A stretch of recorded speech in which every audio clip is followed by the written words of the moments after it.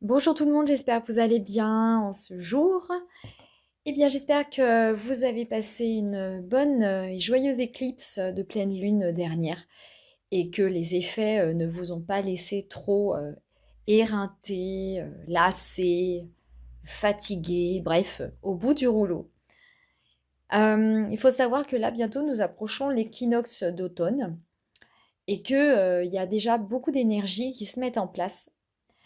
Et pour ce jour, je voulais parler d'un sujet pas toujours très joyeux malheureusement, mais c'est un sujet, qui va, souvent nous concerner à un moment donné dans notre vie et puis, c'est un sujet assez tabou et j'aimerais bien, qu'on puisse l'étudier ensemble, observer, décortiquer, voir un petit peu des exemples en astrologie toujours, sur le grand sujet du siècle, le grand mal du siècle, qui n'est autre que la dépression.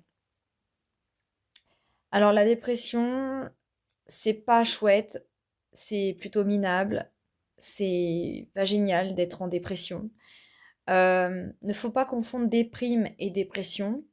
C'est c'est une déprime en fait plus. Voilà, la dépression. C'est comme si vous étiez tous les jours sous la flotte, quoi. Voilà. Il fait mauvais, il y a du brouillard, c'est triste, il fait frisquet, enfin, vous n'êtes pas bien, quoi. Voilà. Dans votre cœur, c'est vraiment ce sentiment-là au niveau des émotions météorologiques, au niveau de la température, rien à voir avec un soleil radieux, sec, qui vous réchauffe, qui vous apporte toute sa lumière.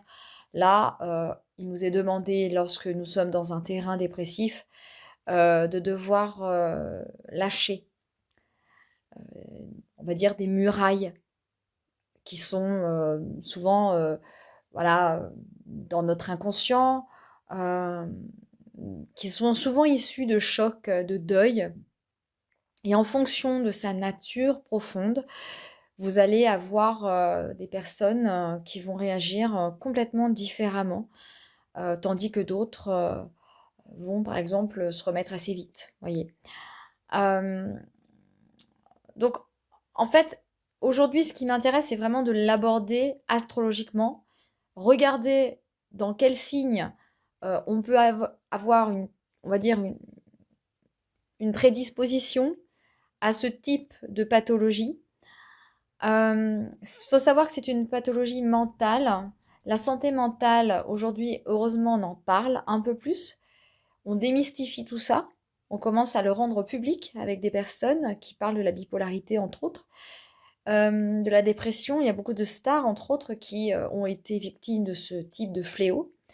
Et puis, bien sûr, le voisin d'à côté, votre mère, votre frère, voilà, qui peut-être ont eu aussi, ou vous-même, traversé des épisodes moins sympas, des moments où vous avez voilà, tellement de lot à supporter, à porter, que vous n'en pouvez plus.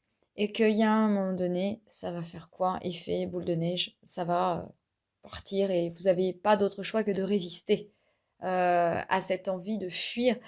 Eh ben non, en fait, on n'a plus, on n'a plus le temps pour ça. L'idée, c'est de regarder ce qui se passe face à vous et de vous y confronter et de ne plus être dans le déni. L'idée, c'est de ne plus résister à cette envie de fuite. Parce que la dépression, c'est aussi une manière pour la plupart des personnes de peut-être regarder ailleurs que de regarder à l'intérieur de ce cœur meurtri.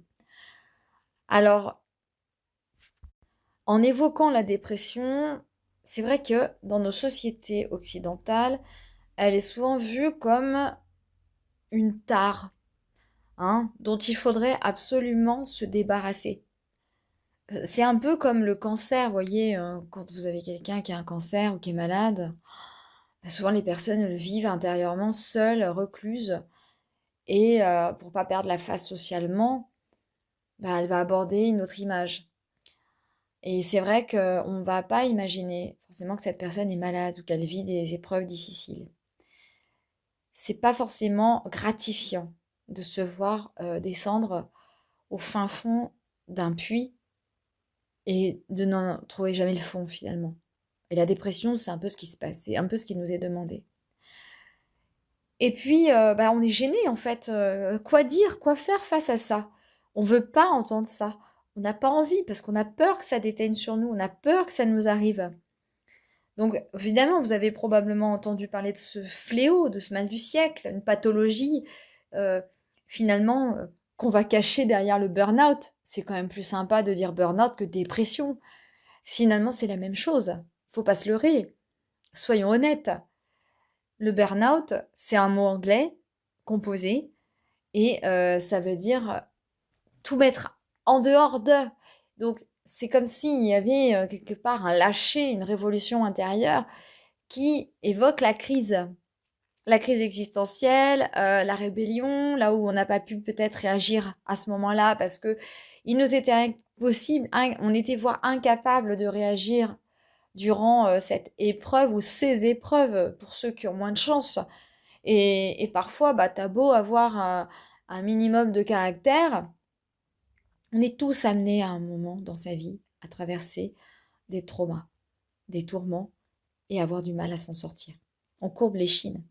Donc là, on n'a plus le choix que de courber les chines.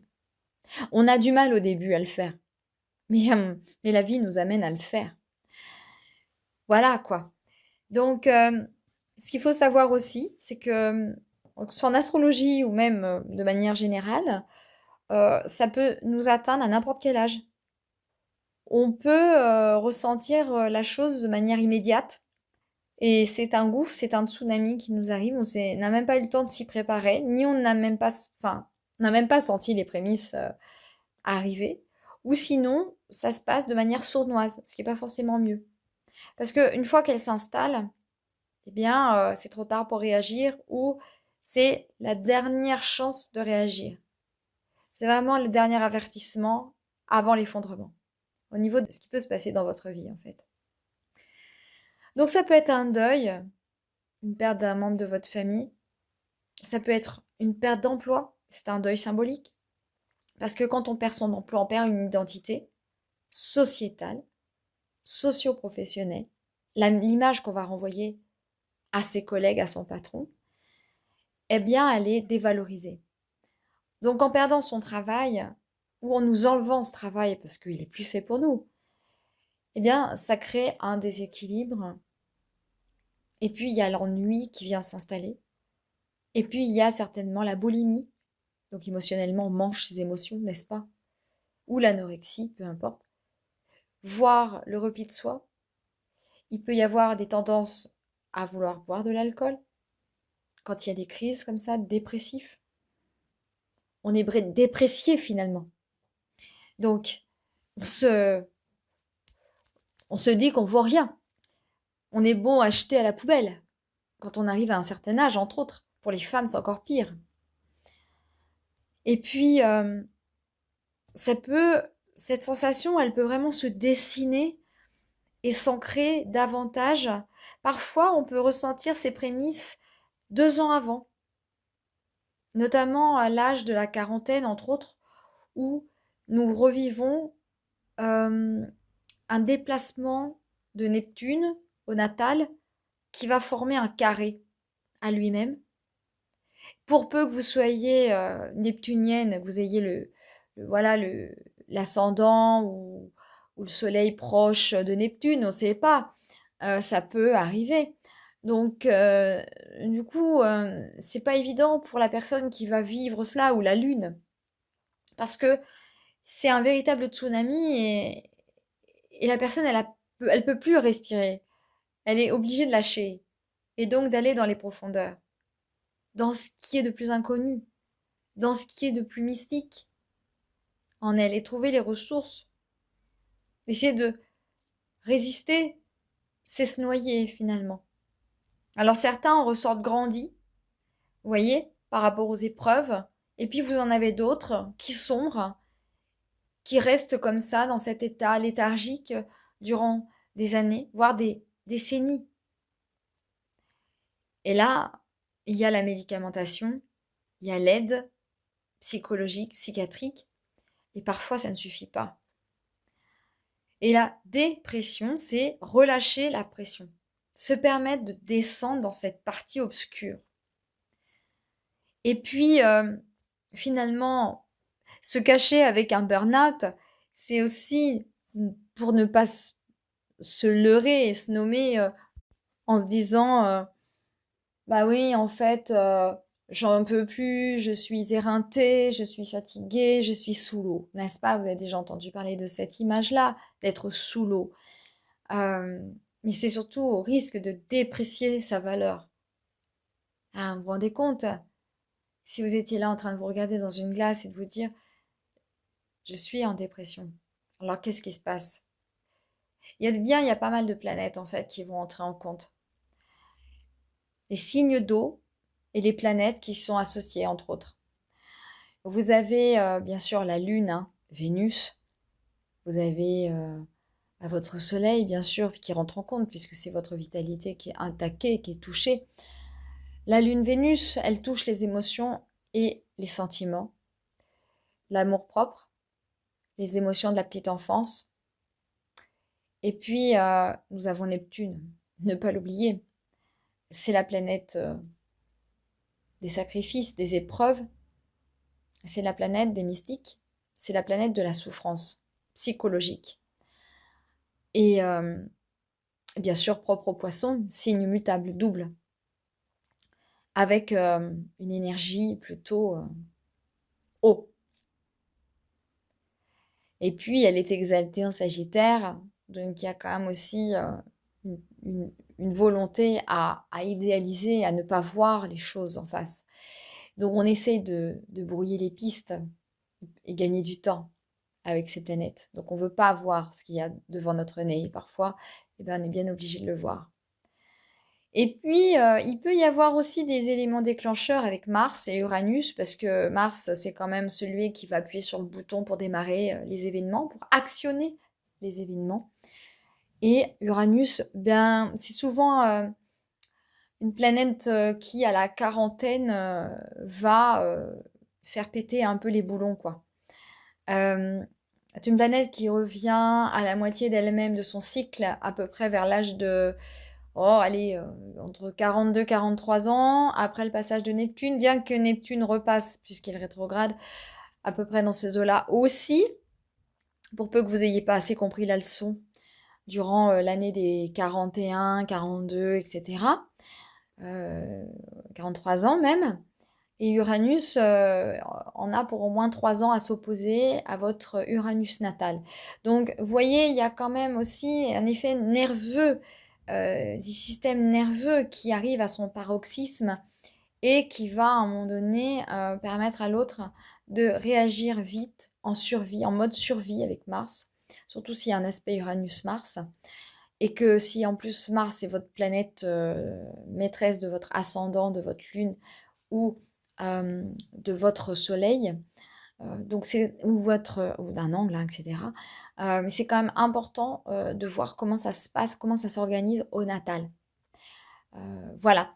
Et puis, oui, dans cette histoire de dépression, il faut donner le change dans nos sociétés. C'est la gagne qui mérite le respect et non pas le côté flemmard. Rien de pire que de ne pas avoir envie de se lever le matin, de ne pas avoir envie de se laver, de prendre soin de soi. C'est quelque chose qui ne se fait pas dans nos sociétés. Quand on est fatigué, on n'a pas le droit de le dire. Ça va se voir. On n'a pas le droit de se plaindre. On n'a pas le droit de dire j'en ai marre, j'en peux plus. C'est faire l'enfant. Vous voyez? Donc, Saturne va aussi jouer un rôle impactant parce que c'est une planète qui va pas exprimer réellement beaucoup ses émotions. C'est une planète un peu austère, même beaucoup, qui va plomber souvent l'entourage par son pessimisme. Néanmoins, sa force, c'est sa structure. Donc, sa force, c'est aussi de trouver l'énergie pour se responsabiliser par rapport à l'idée de se prendre en charge aussi, de se prendre en main en tant qu'adulte et de prendre en main eh bien, les émotions qui n'ont pas été écoutées et entendues, notamment si vous avez un aspect un petit peu dissonant, au natal avec Saturne-Lune, où là, il y a, peut-être des transits qui plus tard, vont s'harmoniser avec cet aspect difficile, qui vont peut-être, vous permettre de conscientiser tout ça et de vous éveiller à une sagesse supérieure que, d'avoir un vieux grincheux, pas sympa qui reste dans son confort, terrien et qui veut voir personne. Voilà. Donc là, l'idée, c'est vraiment de monter un peu plus au créneau et il y a des planètes qui peuvent, vous apporter cela. Donc, oui, les planètes dites sensibles jouent sur l'émotionnel, les sentiments, les désillusions, puis surtout les dépendances affectives, entre autres, avec cet effet, plombant, quoi. Voilà, hein, c'est pas cool, quoi. Et puis, il faut s'inviter soi-même pour aller mieux, à regarder en face que dans notre cœur, il pleut. C'est comme si vous décidiez d'inviter la pluie et afin d'un jour regarder la plante en vous qui est en train de croître, de grandir. Elle est pleine de promesses de floraison, cette plante. Donc, sans la pluie, il n'y aurait pas de nature. L'adaptation est une clé pour avancer. Il nous est amené à ne plus résister face à ces tourments et à se faire aider, justement, afin d'admettre que l'on ne va pas bien. Dites à vos proches, oui, je ne vais pas bien. Il y a quelque chose qui se passe en moi, je ressens des choses qui ne vont pas bien. Je ne suis pas bien, il va falloir que vous m'aidiez. Et ça, en astrologie, on peut vraiment le voir et l'observer. Il faut savoir aussi que les progressions secondaires comptent et jouent énormément sur le devenir émotionnel de la personne, vivant justement ces transformations profondes. On peut déjà vraiment ressentir tout ça intérieurement et c'est comme ça qu'on va comprendre l'évolution de notre âme et le cheminement qu'elle a à faire. Parce que en astrologie, certes, vous avez des potentiels, vous avez des blocages qui vont être amenés à faire évoluer, à dépasser à l'âge adulte. Et c'est durant ces moments clés que vous allez prendre votre destin en main et que vous allez décider de savoir qu'est-ce que je veux et qu'est-ce qui me rend heureux aujourd'hui. Qu'est-ce qui me rend plus heureux. Et cette dépression, en fait, elle vous permet aussi d'accueillir le renouveau derrière. Pour ceux qui ont assez de force. Par exemple, les personnes qui ont un soleil de feu, bélier, lion, sagittaire ou air, vont avoir suffisamment d'énergie pour donner de l'action à ce qui ne va plus aujourd'hui et d'agir et mettre aussi un peu d'air pour permettre à ces personnes-là de respirer mieux, de prendre conscience aussi en intellectualisant et en faisant des recherches aussi pour se sortir de cela. Ou par exemple de se sortir un peu des sentiers battus. Ça peut être très intéressant de pratiquer un sport, de pratiquer quelque chose une lecture ou d'aller au-delà de ce que vous pouvez imaginer pour vous sortir d'ici en attendant de créer votre nouveau travail, de rencontrer une nouvelle personne, de rencontrer des gens qui vous aiment tels que vous êtes. Et durant ces périodes-là aussi de dépression, vous pouvez être amené à ne plus vraiment avoir les mêmes amis et avoir des personnes qui, quand vous n'allez pas bien, s'intéressent à vous et c'est eux qui prennent des nouvelles alors que d'habitude, c'est toujours vous qui prenez des nouvelles des autres. Et ça, c'est quelque chose qui peut changer aussi parce que vous allez changer votre vision, votre manière d'être. Et ça, on est vraiment dans l'accueil par rapport à ça. Donc aujourd'hui, en fait, si on regarde la carte du ciel du jour du 15 septembre 2025, jour à lequel je fais ma vidéo, vous voyez quand même, il n'y a pas de hasard que je parle de cela aujourd'hui, parce que vous avez quand même Jupiter qui se trouve dans la maison 8, avec la Lune proche de la cuspide de 8, qui est dans son signe évidemment de base, hein, elle est chez elle, hein, elle est dans le signe du Cancer, et la planète Jupiter, qui va justement être maîtresse de l'ascendant actuellement, parce que cet ascendant est du Sagittaire, nous voyons bien qu'il est au carré de Mars et de la Lune noire. Vrai. Donc là, on sent bien qu'il y a quelque chose qui ne va pas. Il y a un truc qui ne va plus. Il y a un besoin peut-être de retrouver de l'accord entre le partenaire, le travail et il y a quelque chose qui est en train d'émerger. On est en train d'enlever des choses qui ne vous correspondent plus dans le domaine socio-professionnel.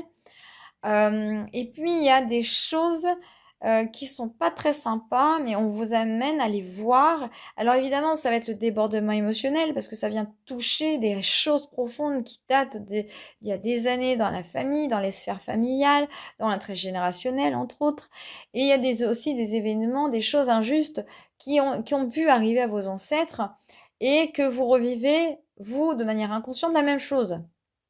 Vous comprenez maintenant qu'on parle beaucoup de la transgénérationnelle, et puis la Lune, c'est aussi la mère. Donc quand la Lune va venir conjoint Jupiter dans quelques jours, dans même temps, peut-être quelques heures même, vous allez comprendre que ça peut, encore une fois, amplifier le truc, surtout pour les balances, les béliers, les capricornes, donc les signes cardinaux, hein, évidemment, et puis les cancers, bien sûr, ça va agir par conjonction. Donc, vous allez, vous sentir, probablement épuisé. Vous allez, avoir des émotions qui vont dépasser l'entendement.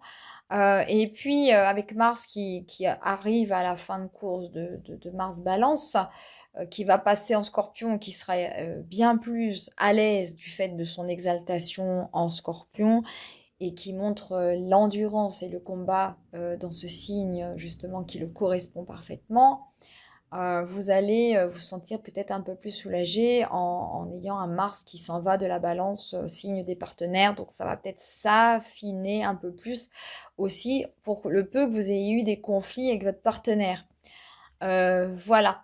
Il faut aussi, comprendre que Saturne, et Neptune en astrologie mondiale sont rétrogrades, donc vont sortir du signe, c'est déjà fait pour Saturne, puisqu'il est à nouveau dans le signe du Poisson, donc le signe très émotif, conjoint au FC, conjoint au fond du ciel, maison 4, ça se passe tout à l'intérieur dans votre famille, dans vos racines, dans votre manière dont vous avez été éduqué, donc ça n'a pas dû être évident, puisque vous voyez quand même en astrologie mondiale, il y a quand même des oppositions assez fortes, conséquentes, et on a du mal à se comprendre et à se parler sincèrement et ouvertement. On marche un peu sur des œufs, quoi. Et puis parfois, on peut être dans le jugement. On peut être dans le jugement. Et Neptune, qui arrive de manière très étroite, toujours sur Saturne, hein, elle est bien sûr plus lente que Saturne, mais elle rétrograde et elle va bientôt aussi, dans quelques temps, entrer dans le signe du Poisson. Pour les gens qui sont ascendant Sagittaire ou Soleil Sagittaire, troisième décan, ou qui ont quelques planètes dans cette énergie-là du troisième décan, vous allez revivre à nouveau le carré Neptune, Saturne, à vos points sensibles, voilà, de cette énergie-là. Et puis, vous avez aussi les personnes Gémeaux, hein, qui vont aussi le vivre, troisième décan Gémeaux. Et puis troisième décan, Vierge, ce n'est pas évident parce que ça s'oppose. Et puis bien sûr les Poissons qui vont revoir, troisième décan Poissons, la visite, de Saturne qui vient pour vous demander si vous avez bien compris la leçon, si vous avez bien écouté le maître, le pape, hein, celui qui est un petit peu, rigide, hein, austère, qui ne sourit pas, qui est un petit peu dépressif, hein. Il a une tendance aussi à être un peu, triste, hein, Saturne, il est pas là pour vous dire les choses de gaieté de cœur. Et puis Neptune est là aussi pour peut-être, retourner à la source parce que c'est vrai que cette planète, dans le Bélier, c'est une planète plutôt d'eau, hein, donc dans un signe de feu, on ne peut pas dire qu'elle soit des plus à l'aise, mais elle va porter peut-être un espoir à tous les Béliers qui croient plus en rien. Et puis surtout, c'est une planète collective. Donc en revenant dans le Poisson, elle est, à son aise, elle est en domicile. Ça va lui faire du bien de retrouver l'énergie de l'eau et peut-être de commencer à nouveau, de pratiquer, des soins sur vous, une manière peut-être de prendre soin vraiment de vous, de votre intérieur, de vous laisser aller à la rêverie et surtout à restructurer votre pensée aussi, votre manière de voir votre psyché, votre manière de revoir aussi vos croyances. N'oubliez pas, vous avez quand même Jupiter qui est dans la maison 8 en cancer. Et on peut être un peu limité par ses croyances aussi. Et Neptune a tendance aussi à peut-être amplifier le truc au sens large dans l'inconscient collectif que nous avons tous tendance à ressentir au plus profond. Voilà. Ce que je peux dire par rapport à ça, et puis c'est quand même un mal du siècle, hein, faut pas oublier, hein, faut pas oublier non plus que Neptune a été longtemps dans le signe du Poisson. Et là, il arrive dans le bélier. Oui, le bélier gouverne la tête, hein. Le bélier est un signe quand même assez animal, instinctif. Donc, avec Saturne qui vient recadrer un peu tout ça, dire voilà, on va essayer de, voilà, d'affaiblir un peu la santé, l'énergie vitale des béliers, surtout les béliers premiers décans, les balances aussi premiers décans qui vivent aussi l'opposition, etc. Nous avons bon, des choses sympas pour les autres, les Gémeaux, les Sagittaires premier décan, et puis bah oui, les Verseaux, bien évidemment, faut pas les oublier, surtout qu'il y a Pluton à 1 degré qui rétrograde également. Donc vous avez aussi une manière à faire en sorte que le collectif change et évolue pour essayer ensemble d'avoir peut-être une meilleure image.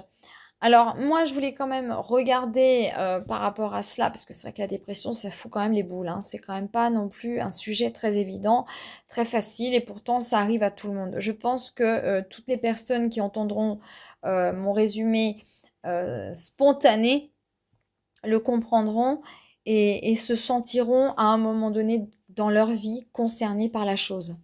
Puis encore une fois, faut pas perdre la face, hein. Vous savez, des fois, on est dans le déni, on dit non, mais tout va bien, je vais bien, on veut pas voir les choses. Ça, c'est Neptune qui embrume. C'est Neptune qui veut induire cette illusion avec le je vais bien. Sauf que c'est déjà trop tard.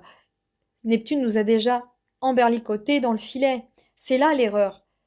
Et la vie nous fait savoir que ce que l'on était avant est sur le point de s'achever. Voilà. Donc, Saturne avec Neptune, justement, Saturne pour moi, à ce moment-là, se contrefiche éperdument de nos états d'âme. Et puis, il y a quand même un truc important, c'est que si un jour dans votre thème, vous avez, par exemple, si vous avez Mercure dans un signe au carré de Neptune, ou conjoint, ça peut avoir tendance à rendre la pensée confuse, brumeuse. Donc, à ce moment-là, vous voyez, il y a déjà une sensibilité. Au niveau nerveux, au niveau de la manière dont on va discuter, dont on va parler, évoquer les choses, c'est pas clair, c'est pas clair. Donc, dans ces moments-là, il faut vraiment prendre du recul, prendre un retrait pour soi, du temps, vraiment du temps, de se reposer, de consulter, c'est aussi le meilleur moment pour se retirer. Quand il y a aussi des aspects favorables qui peuvent adoucir ce carré au natal.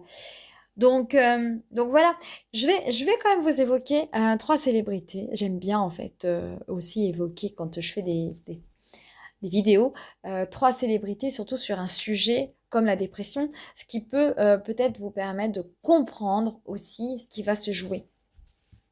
Alors on va commencer avec Muriel Robin. Donc Muriel Robin, alors d'abord on voit bien son thème astral, hein, si vous connaissez un peu l'astrologie, avec la manière dont je l'aborde.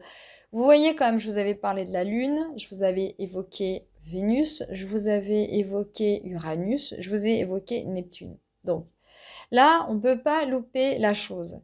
On voit d'abord que la Lune, alors elle est associée à Chiron, donc déjà c'est la guérison, donc on voit bien quand même que la nana, elle se prend en main, elle a réussi à dépasser tout ça. Ça a pris un certain temps. Je crois qu'elle a été dépressive pendant cette période justement où elle était alcoolique. Certainement, ça a dû faire flip-flop dans son cœur, dans sa vie, où quand on commence à boire, on est déjà en dépression. C'est ce que je vous avais dit, hein. Donc on voit bien que cette lune, elle est vraiment mal lotie avec ses oppositions, surtout Uranus, Vénus, Mercure qui l'agresse à ne plus finir. Et puis il y a Chiron qui heureusement la soutient. Voilà. Donc la lune en Capricorne, faut comprendre aussi, la lune en Capricorne est une lune très anxieuse déjà. Elle est en maison 2, donc elle atteint quand même ses valeurs, son amour-propre. Il y a eu quelque chose dans son enfance qui a été entaché. Je crois qu'elle ne connaît pas son père, ou elle a appris que son père n'était pas son père, donc quel choc. Donc ça a été une rupture quelque part. On voit bien Uranus opposé à la Lune, donc ça l'a quelque part permis de s'en aller de son Saint-Étienne natal aussi pour faire carrière à Paris, probablement, parce qu'elle a une Lune conjoint Chiron, mais elle a surtout une Vénus conjoint Uranus. Donc ça, c'est aussi le côté artistique, le côté théâtral, le côté vraiment je m'émancipe à fond, quoi. Voilà. Et puis c'est une excellente comédienne, hein. Uranus est aussi proche des comédiens, du théâtre, des hautes technologies, de tout ce qui est cinéma, etc. Avec Vénus, bien sûr, associée, et Mercure, Soleil. Donc, tout ça en Lion. Donc, c'est valorisé. Alors, Uranus n'est pas en Lion, elle est conjointe. Elle est en Cancer. Donc, il y a quelque chose en maison 8, en plus, décidément. Elle est ascendant Sagittaire. Donc, il y a ici un truc transgénérationnel qui se perpétue. Mais c'est quelque chose qu'elle ne connaît pas, elle ne sait pas. Il faut savoir aussi, en astrologie, la maison 8, c'est la maison de l'inconnu. Donc ici, on a le soleil qui tombe dans la 8 aussi. Père inconnu. Voilà. Ce père, probablement qu'elle a idéalisé, qu'elle a valorisé, dont elle parle aussi un peu plus aujourd'hui. Et alors, je ne sais plus si elle l'a rencontré en vrai, mais il me semble qu'elle a été élevée par quelqu'un qui n'était pas son père. Voilà. Donc là, on a aussi, alors je vais cliquer sur Neptune parce que c'est aussi important qu'on en parle. Voilà, elle a un Neptune au carré d'Uranus et au carré de Vénus. Donc ici, il y a aussi la tentation créée par l'autodestruction. Donc l'autodestruction, maison 8, en Cancer, elle rend cela public plus tard en Lion. Il est clair que à un moment donné, il y avait une sensibilité par rapport à la dépression. Alors, évidemment, on peut regarder la maison 3. Voilà. Bah oui, la maîtresse de 3, c'est Uranus. Donc, évidemment, lien aussi très fort avec ce côté dépressif qu'elle traîne depuis des années. Et puis, elle englobe aussi une bonne partie du signe du poisson. Donc, c'est les dépendances affectives, alcooliques, drogue certainement, aussi pour pas mal de personnes aussi qui peuvent se sentir happées par cette tentation-là, la cigarette, etc. Voilà, toutes les dépendances, quelles qu'elles soient. Et donc, elle est vraiment connue par rapport à sa dépression et par rapport à son alcoolisme, qui, de toute manière, rentre en jeu et en ligne de mire. Ça, c'est clair. Alors ensuite, je vais prendre un deuxième exemple, c'est Florence Foresti. Bon, en plus, elles sont toutes les deux, elles ont quand même toutes les deux des points communs. Elles sont originaires de Rhône-Alpes. Et puis, elles sont humoristes. Vous voyez comme quoi les humoristes, hein, celles qui font rire, souvent pleurent à l'intérieur, hein. Les deux, voilà, vous voyez, vous avez une médaille, vous regardez la face lumineuse et derrière, vous avez l'ombre. Donc, c'est ce qui se passe pour les deux, hein, finalement. Donc Florence Foresti aussi apparemment a été touchée par ce mal du siècle. Et encore une fois, vous voyez, hein, la Lune, bah, décidément. Donc elle a une Lune en bélier associée à Chiron. Alors vous voyez comme quoi c'est quand même assez incroyable, hein. Alors moi j'ai vraiment pris au hasard, encore une fois, la médiumnité, merci mon Dieu. Vous avez ici une opposition Lune-Uranus, encore, voilà, comme Muriel Robin qui s'oppose, qui va tirer vers l'émancipation. Ce sont des femmes qui se battent pour leur cause, qui va en fait leur permettre de s'en sortir inéluctablement. Et puis ce qui permet aussi à Florence Foresti de se battre envers ce mal, c'est Mars. Mars-Lune, c'est quand même le combat qui va aider la femme à aller de l'avant. Elle va dire, elle va vraiment être dans un langage, dans une expression de ses émotions, en mettant de l'humour, parce que le bélier est très drôle, hein. Et puis elle est spontanée, elle y va franco, quoi, elle réfléchit pas. Elle se trouve dans la 12. Alors, il faut bien voir quand même que cet axe est intercepté chez elle, donc tout le bélier balance, tout l'axe bélier balance est pris en assaut. Donc la maison 12 et la maison 6, c'est quand même pas évident comme maison. La maison 12, c'est une maison vraiment associée aux poissons, associée aux ennemis cachés, associée aux épreuves, associée à la maladie, au retrait, les longues maladies, les enfermements, tout ça. Donc, j'imagine qu'à un moment dans sa vie, elle a dû se sentir, mais vraiment incomprise de tout le monde. Et quoi qu'il en soit, elle a mené son combat. Et au jour d'aujourd'hui, elle ose dire ce qu'il y a à dire, tout ce que les gens pensent tout bas. Elle ose affranchir tous les sujets, même les plus tabous. Et ça, pour Florence Foresti, je dirais que c'est sa force. D'autant plus qu'elle a quand même un soleil en scorpion. Donc les soleils scorpions sont quand même des êtres très souterrains, très secrets. C'est vraiment profondément anxieux aussi. C'est très très dans la recherche, dans sa quête de vérité pure, de vouloir chercher, d'être un peu son propre détective. Elle a aussi un soleil Mercure associé, donc elle a un humour un peu grinçant, un humour un peu piquant. Elle va toucher des choses qui sont très... quand on la regarde, elle est très scorpion, on la voit, elle est habillée souvent tout en noir, elle a des cheveux très noirs, de jais, de corbeau. Et puis cet humour noir qu'elle peut sortir des moments, enfin c'est très drôle. Moi, je sais que j'aime beaucoup cette personne, elle me fait bien rigoler. J'adore ses imitations. Et voilà, donc ça, c'est aussi une manière aussi pour elle de s'en sortir. Si on regarde aussi comment est aspecté Neptune, bon, il est en quinconce à Saturne, donc oui, il y a un travail de recherche profonde, hein, ça prend énormément de temps, ça prend aussi conscience peut-être probablement qu'il y a des héritages du passé, elle n'est peut-être pas toute seule à avoir eu ce problème-là dans sa famille. Ça peut être un grand-père, ça peut être une grand-mère, ça peut être vraiment tout ce qui est ancien. Voilà, ça vient d'un événement ancien. On peut imaginer cela. Et puis, ça se passe aussi dans la discussion, dans les échanges. Donc, et puis le Sud n'est pas loin de Saturne. Donc, il y a quand même comment dire, une rétrospective à faire dans les recherches anciennes de la petite enfance aussi à voir. Voilà, et puis elle a un nœud sud à 29 degrés, donc c'est une femme qui a aussi un degré anarétique, donc c'est un degré qui est déjà inconsciemment, qui est déjà passé de l'autre côté dans le cancer. Donc elle se sert de ce langage de son Gémeaux pour pouvoir véhiculer cette information. Et puis je vous ai gardé le petit dernier pour la fin, c'est Stromae. Donc Stromae, ça a été aussi la grande surprise générale d'apprendre qu'il allait pas bien.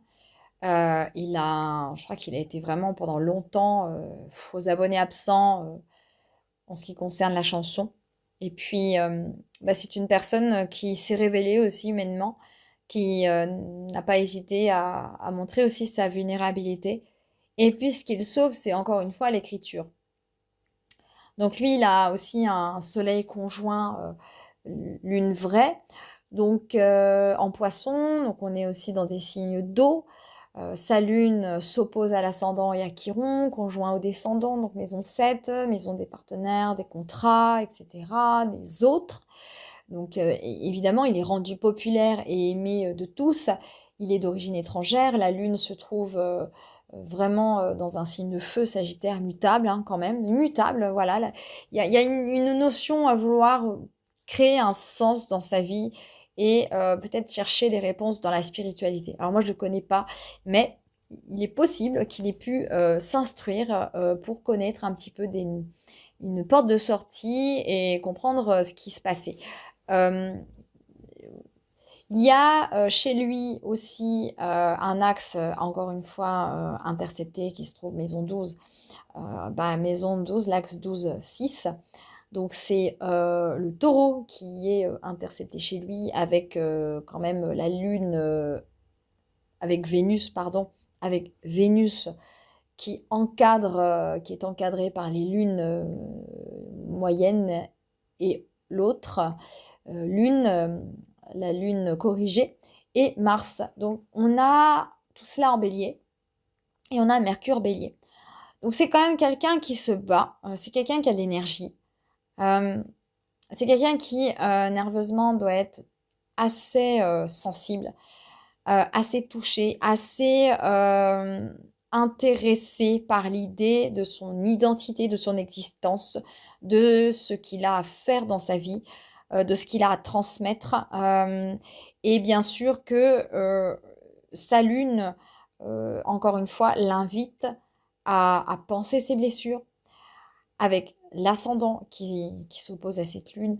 Donc une mère probablement peu présente ou éloignée, très éloignée de lui. Chiron à l'ascendant, c'est quand même une opportunité géniale parce que c'est par l'écriture, c'est par le verbe, c'est par ses chansons qu'il nous touche, qui touche notre âme parce que son âme est brisée à ce moment-là. Et on peut que le voir dans son thème, vous voyez. Il a quelque chose de touchant, il a une fragilité, il est longiligne, il est frêle. Et c'est un truc qui va toucher pas mal de personnes qu'on aime ou qu'on n'aime pas. C'est pas une personne qui va parler de lui énormément. On va pas le voir dans les people ou très peu. Moi, je suis pas, je regarde pas les magazines. Alors peut-être dites-moi si je me trompe, hein, si jamais, on sait jamais. Mais j'ai pas l'impression que ce soit quelqu'un qu'on voit énormément de partout comme ça, qui parle de lui tout le temps. Mais en tout cas, il n'a pas caché ces moments de vulnérabilité, de fragilité à ce moment-là. Voilà, ça l'a quelque part rendu plus humain aux yeux des gens. Sa popularité n'a pas été plus entachée que cela, puisqu'on s'est rendu compte que bah, lui, il était aussi comme tout le monde, quoi. On va regarder aussi les aspects Neptune. Donc, bah voyez, je vous avais parlé de Neptune au carré de Mercure. Donc, chez lui, c'est ce qui a pu se passer. En plus, son Neptune tombe en Capricorne, hein, un signe saturnien, bien sûr. Et donc, c'est vrai que Neptune est dans la maison de Saturne, en maison 8. Quand j'ai la maison de Saturne, c'est qu'elle est teintée saturnienne. Donc ça va apporter quand même une douceur dans ce signe austère et sérieux du Capricorne. Et puis, il est demandé, en fait, vraiment de restructurer sa pensée, parce qu'on voit bien quand même qu'au niveau de la tête, de sa pensée, de la manière dont il va véhiculer ses mots, il est inspiré complètement, ce mec. Il a vraiment un truc très fort qui lui vient, à mon avis, d'ailleurs. Ses inspirations lui viennent d'ailleurs. Ses inspirations lui sont transférées et transmises par ses pairs, finalement, ces personnes qui sont proches de lui ou qui ne sont plus présentes physiquement, mais qui continuent de l'inspirer dans ses racines. Voilà, et c'est ce qui l'enracine au niveau de sa quête de sens et de vérité dans sa vie, je pense. En tout cas, c'est ce que je reçois comme information. Et je vais quand même regarder aussi son Uranus, c'est important. Donc il est au carré du soleil, vous voyez, il y a quand même quelque part ici une rupture qui se crée. C'est brutal, ça coupe tous ses contrats, ça coupe tous ses engagements. Et il nous est demandé à ce moment-là de vraiment prendre soin de lui, de son émotion, de sa vitalité, parce que c'est quelque chose qui fait que il aurait pu sombrer bien plus bas. Et il y a de la chance puisqu'il y a quand même le trigone à Vénus, parce qu'il est très inspiré. C'est une personne qui est artistiquement vraiment géniale.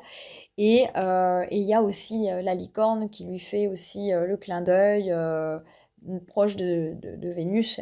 Et la lune noire corrigée. Les lunes noires sont aussi là pour aider le consultant à aller puiser dans ses ressources et d'aller voir son ombre. De toute façon, on a besoin de l'ombre. Il faut le savoir. Sans l'ombre, il n'y a pas de lumière. Et ça crée aussi le contraste. Vous voyez une photo, si elle est trop saturée, c'est pas possible. Saturée de lumière, on ne peut pas arriver à distinguer réellement qui nous sommes. Donc, avoir un peu d'ombre, c'est bien. Trop d'ombre, bon, bah, des fois c'est comme ça. Mais l'idée, c'est vraiment de lâcher prise par rapport à ça. Voilà, donc moi, je voulais vraiment évoquer ces trois thèmes. J'espère que ça vous a plu. Et puis surtout, bah, bon courage pour ceux qui sont pas bien, pour les personnes qui se sentent esselées dans ces traumatismes, dans ces dépressions. Prenez bien soin de vous, soignez-vous bien. Et puis, ne l'oubliez pas, quand il y a des aspects avec des planètes rapides, ça passe, ça va vite.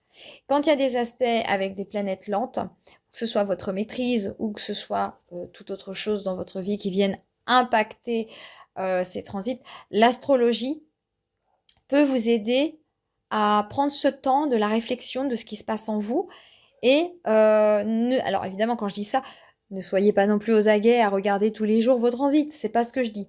Mais quand vous sentez qu'il y a un truc qui cloche et que vous aimez l'astrologie ou autre chose, n'hésitez pas à acheter un œil, à vous poser des questions, à faire des recherches, parce que ça peut vous aider à aller mieux et à relativiser aussi, parce que ces énergies, c'est pas la faute des planètes, c'est juste que chaque personne a une énergie propre, chaque personne a une histoire, on a tous nos casseroles, et que en se laissant aller sans résister par le flot, par cette vague qui va vous emmener là où vous allez être mieux, et bien souvent c'est le meilleur cadeau que vous pouvez vous faire à vous-même.